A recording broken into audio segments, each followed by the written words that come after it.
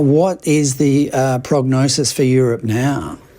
Well, I think there's a view that the energy element of the war will intensify.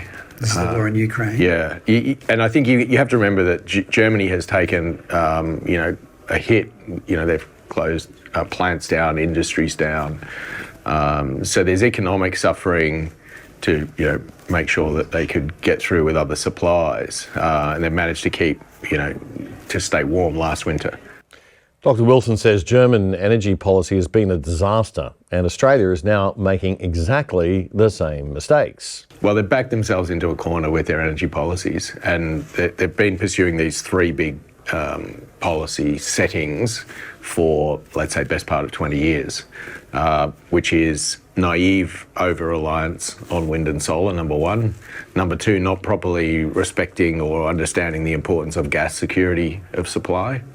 And number three, rejecting nuclear energy. And the reason that this is, surprisingly perhaps, the striking thing is that in Australia, we are copying, if you will, those same three big energy policy blunders. Okay, let's look at that then. So we are behind them. They've already gone down that road.